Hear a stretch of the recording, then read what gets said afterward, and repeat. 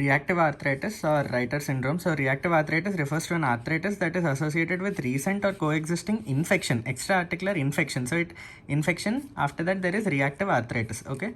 So Reiter syndrome, the classical mnemonic is can't see, can't pee, can't climb a tree. Can't see because of conjunctivitis, can't pee because of urethritis, can't climb a tree because of arthritis. Okay. Then etiology. So basically you'll have an infection, following that you'll have reactive arthritis, right? So infection, it could be a GI infection. So dysentery. What are the organisms causing dysentery? So salmonella, shigella, campylobacter, yersinia. So genitourinary infections, obviously gonorrhea, so gonococcal infection, urethritis, and chlamydia. Next, genetic predispositions, HLA B27 allele. So clinical features, it commonly affects young men. So basically there is acute onset oligoarthritis affecting the large and small joints of the lower limbs. 1 to 3 weeks following sexual exposure, so there is urethritis by chlamydia or Neisseria, or an acute attack of dysentery, so salmonella, shigella, campylobacter, yersinia.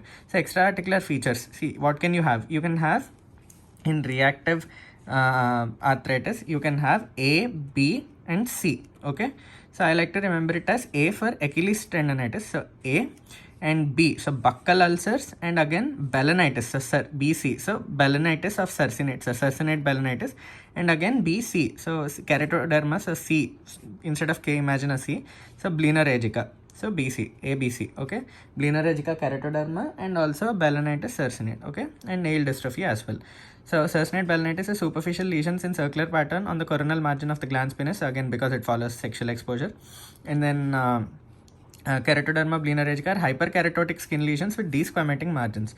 You can have systemic features like fever, fatigue, weight loss, etc. because there was an infection. Then ESR, CRP are raised, normocytic, normochromic anemia. Synovial fluid analysis, you can see Reiter cells which are giant macrophages. Urine culture may grow Neisseria or chlamydia, but stool culture, see, usually it is negative by the time the reactive arthritis develops. So you can do serology, antibodies against the organism. So radiographic features, so you can see periarticular osteopenia, joint space narrowing, periostitis, especially of the metatarsals. You can see a fluffy calcaneal spur, okay, sacroiliitis and syndesmophytes.